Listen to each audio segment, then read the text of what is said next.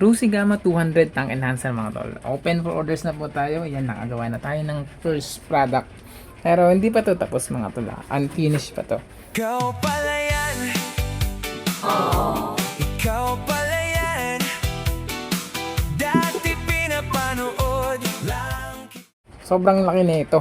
Kasama na itong side fairings. Parang pinaka side fairings enhancer sa gilid. Then meron siyang grills. Grills yan. Butas na yan. 4. 1, 2, 3, 4. So kung mapapansin nyo mga tol, unfinished pa lang siya pero makinis na. Etong ating takip mga tol, meron siyang quick release button. Pinutin lang itong nasa gitna. Ito may mga kulay ito eh. Pero bibili tayo, syempre isa lang black.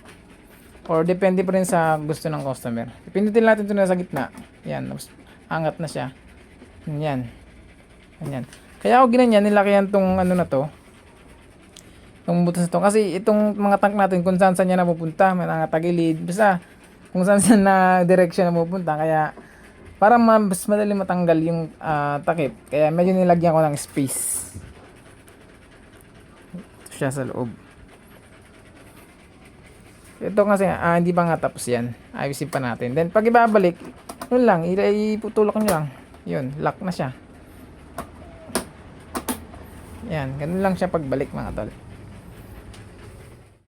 Pansinin niyo mga detalye mga tol, masyado siyang pinagtuunan ng oras. Yan, sobrang daming oras kung ginugol dito sa ating design para lang makuha yan. Sa gilid. Yan.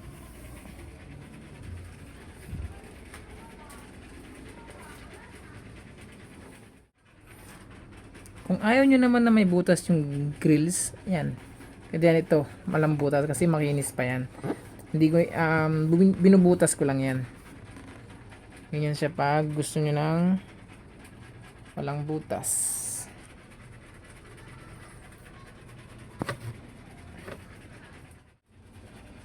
Etong mga tol, tong design na to, sinadya ko to para sa mga backride natin. Syempre, kailangan kasama yung backride. Ito kasi yan, ganyan lalagay yung kamay yan, nakaganyan yan. Pwede rin dito. So may grip na, magkakaroon siya ng grip yung inyong mga back ride. So yan, tingnan niyo man kung gaano kalapad mga tol. Diba? Yan, top view. Napakalaki na itong tank enhancer natin mga tol. Tingnan natin nasa 14 inches. Tapos yung haba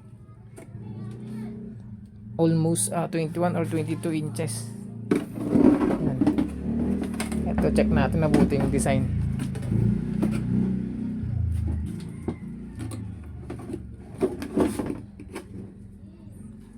Yan.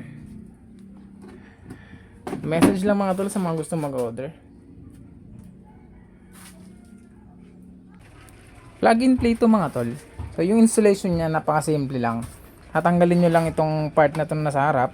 Kasi ito nakapasok yan sa loob. Tatanggalin nyo lang din yan. Then make sure nyo na yung play rings nyo tsaka yung tank na ganito siya. Yan, ganyan. Pati yung kabila. Yung may yan dito, may uka. Yan, kailangan nakaganyan siya dyan. Tapos check nyo rin kung nakapantay siya. Kasi nung nakuha ko ito hindi nakapantay. Tapos ito bila ang dito sa taas, itong clearance niya sa taas, so pinantay ko lang.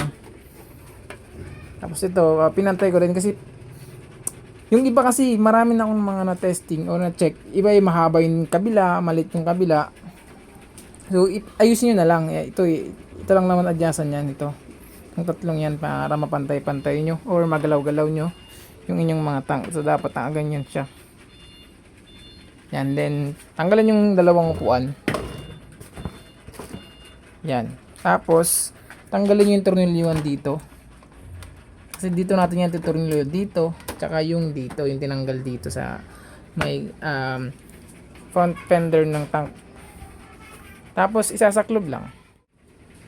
Eto mga tol, sasaklob lang natin. Yan. Okay na, tornilyo mo na.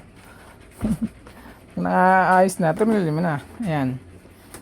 Just in case na hindi ayos yung butas, hindi nakatugma, pwede nyo naman itong palakin. Or i-align nyo yung mismong bracket sa ilalim para mapantay siya.